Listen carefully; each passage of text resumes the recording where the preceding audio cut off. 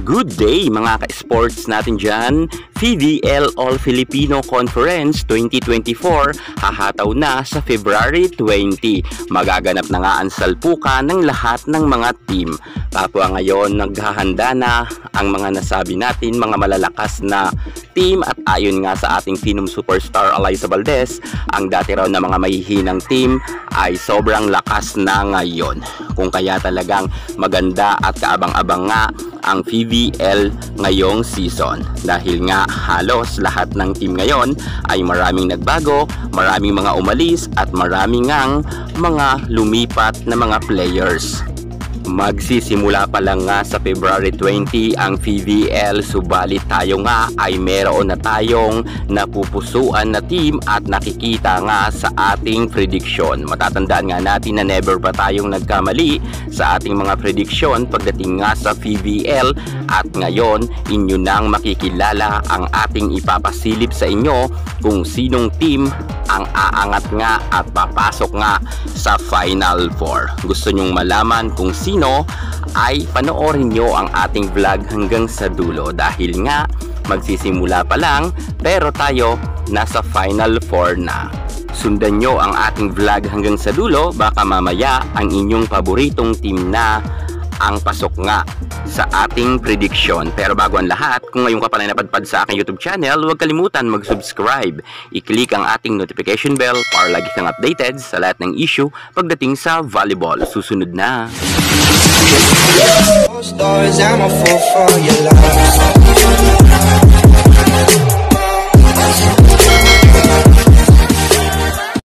Bago natin puntahan ang top 4 na papasok nga sa finale, atin munang i-shoutout ang ating mga masugid na manonood. Shoutout nga kay Jules Espirito. Nga, nagpapa-shoutout siya. At narito naman ang isa pang nagpapa-shoutout sa atin. Sabi niya nga sa ating komento, pa-shoutout naman sa mga taga Baguio, lalo na sa mga taga Purok 11 Maligaya. Yan, shoutout po yan sa inyo sa mga taga Purok 11 Maligaya. Galing po yan kay Dos Soros. Sa mga nais po dyan magpa-shoutout, mag-comment lang kayo sa baba, dahil nga sa next natin na update, kayo naman ang aking ibibida.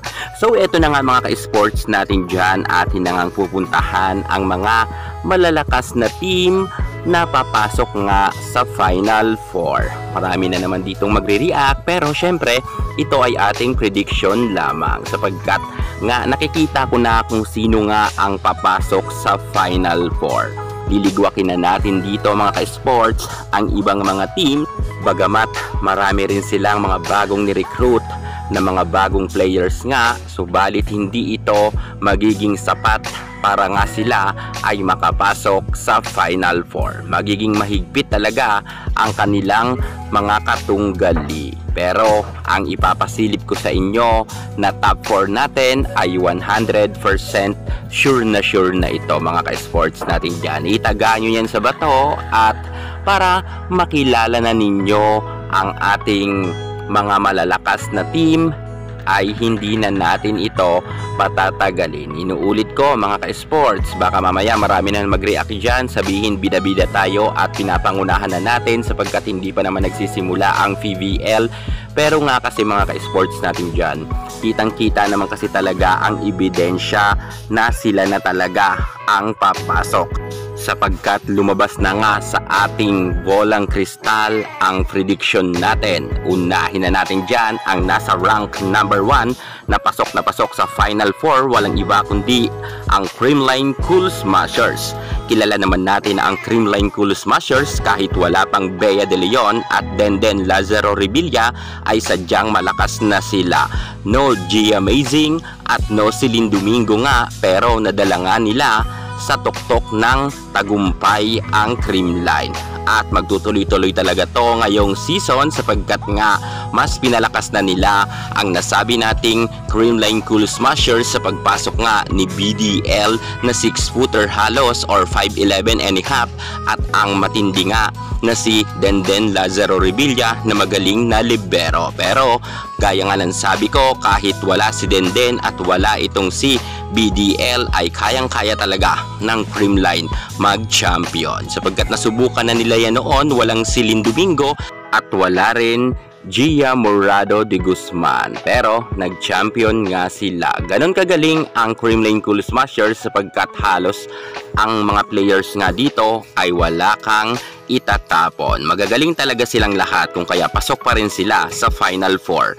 At narito pa nga ang nasa number 2 spot na pasok sa number 4, walang iba kundi ang kanilang sister team rin na Choco Mucho. Alam naman natin mga ka-sports natin dyan na nag-level up na ngayon. Ang galing nga ng bawat players ng Choco Mucho at maging itong si Bea De Leon kahit umalis at itong si Denden Lazaro Revilla, sila naman ay nasa bench noon. So ibig sabihin hindi talaga nagalaw or hindi napalitan ang mga star players ng nasabi nating Choco Mucho. Narayan pa rin at solid pa rin ang kanilang mga star player. Nadagdagan pa nga to ng magaling na si Honey Royce Tubino at syempre walang iba kundi ang ating Mean Mendres. Mas pinalakas na ang Choco Mucho ngayong conference at kaabang-abang talaga to. At alam natin na hindi nga sila malalaglag sa Final 4. Marami man mga kaakibat na issue pagdating nga sa Choco Mucho sa pag-alis nga ni BDL, Caitlyn Duray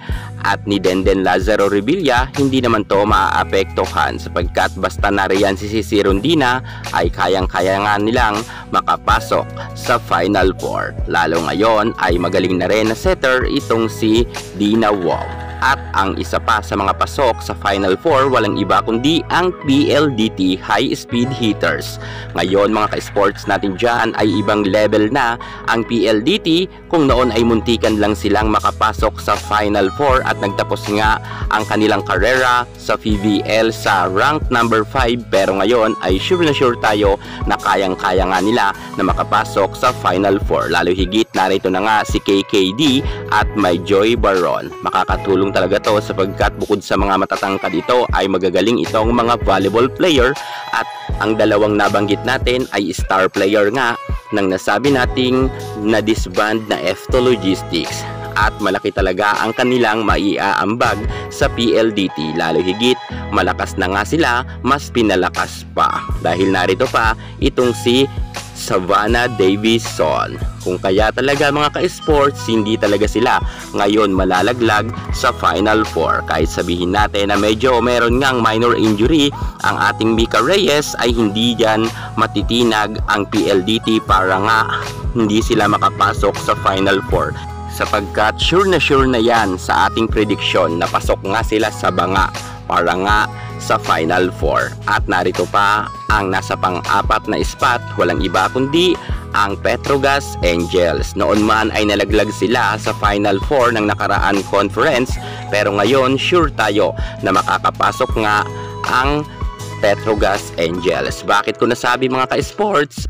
Sapagkat nga meron silang Brock Van Sickle na MVP nga sa PNVF Champions League. At eto pa, ang balita nga ay babalik na itong si MJ Phillips na isa sa mga pinakamalakas na middle blocker ng Petrogas. Isa sa mga star players nga ng nasabi nating Petrogas Angels ay nagbabalik na ang ating MJ Phillips na makakatulong nga ni Brock Van Sickle at ng ating Jonas Abete, Myla Pablo. Grabe ang lineups rin ng nasabi nating Petrogas Angels. Pero alam nyo ba mga ka-sports natin dyan, karamihan nga sabi nila bilog ang bola. Kung may sino man ang may chance sa apat na ito na nga ang aking nabanggit. Pero may laban pa rin dito ang ating Vanny Gandler. Napasok sila sa top 5 na ranking, pero kayang-kaya nilang makapasok rin sa top 4 if ever na malasin nga or alatin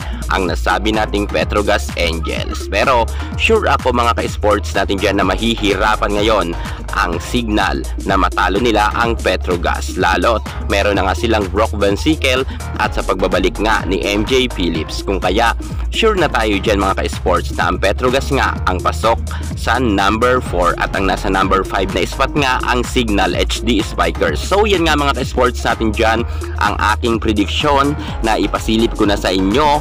Ano sa tingin nyo mga ka-sports natin dyan? Tama ba ang ating prediction? Well, kung ako inyong tatanungin, tamang-tama po yan.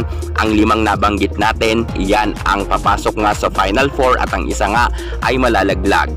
Nasa number 4 nga ang Petrogas or pwede naman ang Signal. Pero sure tayo na ang tatlo rin natin nabanggit gaya nga ng Choco Mucho, Cream Lane Cool Smashers at PLDT, sure tayo na pasok na yan. Pero syempre, bilog ang bola. Pero para sa akin, sa prediction ko, tamang-tama yan.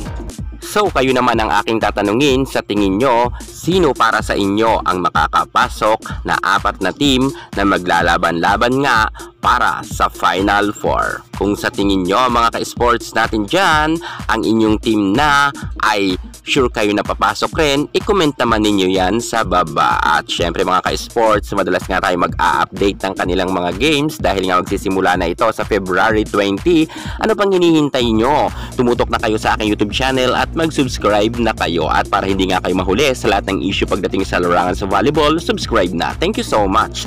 God bless.